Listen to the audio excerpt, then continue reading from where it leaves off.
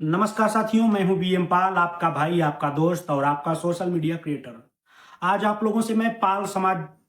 के प्रति जो घटना हुई है कौशाम्बी जिले में, उस पर सवाल करना चाहता हूं। सबसे पहले तो मेरा सवाल यह है कि क्या अगर किसी भी व्यक्ति का पुत्र या पुत्री कोई ऐसा घटिया काम करता है या करती है जिससे उसे शर्मिंदगी होती है, इसके बाद वो व्यक्ति खुद को समाप्त कर लेता है या ऐसा कुछ कदम उठाता है जिससे उसे शारीरिक रूप से नुकसान होता है, तो उसके बाद कौन दोषी होता है उसको इस नतीजे पर लाने के लिए? सीधी सी बात है, उसका पुत्र या उसका पुत्री। लेकिन कौशाम्बी में जो घटना हुई, एक ईंट भट्ठे के मालिक के बेटे ने एक 8 साल की बच्ची के साथ दुष्कर्म किया।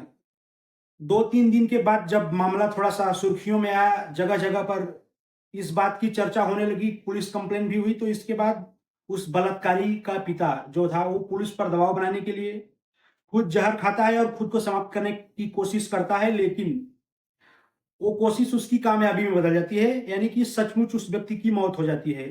इसके बाद क्या उसकी मौत का ज़िम्मेदार कौन है? उसका दोषी कौन है? मेरे हिसाब से तो खुद उसका पुत्र ही है, क्योंकि उसने ऐसा कुकर्म किया, ऐसी घटना को अंजाम दिया जिसके चलते उसे शर्मिंदगी महसूस हुई और वो खुद की जीवन को समाप्त करने की कोशिश की। लेकिन इसके बावजूद भी वहाँ की प्रशासनिक पुलिस जो है, उसको ये लगता है कि उस व्यक्ति के मौत का ज़िम्मेदार उस पीड़ित बच्ची का पिता है, जिसका 8 साल की उम्र में ही दुष्कर्म हुआ। और पुलिस पता नहीं वहाँ पर क्या कर रही है, किस हिसाब से न्याय दिलाने की कोशिश कर रही है। सुनने में ये भी आ रहा है कि उस पीड़ित व्यक्ति का जो पिता था, पाल समाज का व्यक्ति जिसकी बेटी का बलात्कार हुआ था, उस व्यक्ति को जेल में डाला गया है। जो बलात्कारी था, जो अपराधी था, जिसका अपराध ऐसा है कि उसे चौराहे पर खड़ी करके गोली मार देना चाहिए या बीच चौराहे पर फांसी देना चाहिए, ताकि उसको देखने के बाद हर बलात्कारी को ऐसा समझ में आए कि बलात्कार करने वालों की दुर्दशा ऐसी होती है और ऐसा काम करने से पहले लोगों की रूह जो है काँप उठे। लेकिन उस व्यक्ति को प्रशासन जो भी 2-4-10 दिन तक जेल में बैठा कर रखी थी, वहाँ पर उसकी खातिरदारी हो रही थी। इसके बाद उसे ज़मानत भी मिल गई है और वहाँ की प्रशासनिक पुलिस जो है, वो इस प्रकार से उस पीड़ित परिवार को दबाव बनाकर रखा है और समाज में भी ऐसा लोगों के साथ बिहेव कर रही है वहाँ की पुलिस की। हमारे पाल समाज की एक विधायक पूजा पाल उस पीड़ित परिवार से मिलने के लिए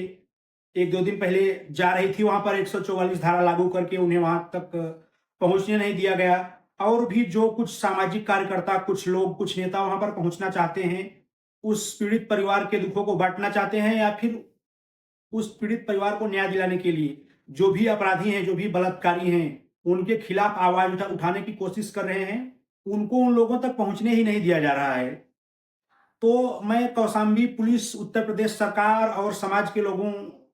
से ये सवाल करना चाहता हूँ कि क्या न्यायालय,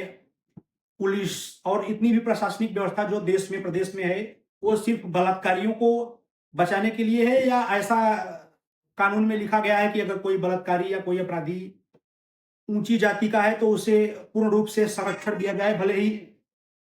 कोई भी पीड़ित परिवार है, उसको किसी भी प्रकार से प्रताड़ित किया जाए, गरीब परिवार है तो उसको प्रशासन जो है न्याय दिलाने की कोशिश नहीं करेगा। हो तो सचमुच यही रहा है, पुलिस दिखावे के लिए पता नहीं क्या कर रही है, क्या नहीं कर रही, लेकिन जो भी प्रैक्टिकल व्यवहार उसका है, उस हिसाब से पुलिस और उत्तर प्रदेश की सरकार सिर्फ़ और सिर्फ़ उस बलात्कारी को इसके लिए बचाने की कोशिश कर रहा है, क्योंकि उस व्यक्ति का पिता 3 ईंट भट्ठों का मालिक, राइस मिल का मालिक और 300 बीघा ज़मीन का मालिक था। तो उसके पास पैसा, पावर सब कुछ है, तो पुलिस के अधिकारी या जो भी क्राइम ब्रांच के लोग हैं, उन लोगों को अप्रिय लग रहा है। तो इसके लिए मैं पाल समाज या समाज के जितने भी युवा हैं, जितने भी लोग ये वीडियो देख रहे हैं, सब लोगों से ये कहना चाहूंगा कि एक 8 साल की बच्ची के साथ दुष्कर्म हुआ है, ये बहुत ही निंदनीय है। आप लोगों से विनती है कि आप लोग चाहे जहां पर भी हैं, वहीं से सोशल मीडिया के माध्यम से या किसी भी माध्यम से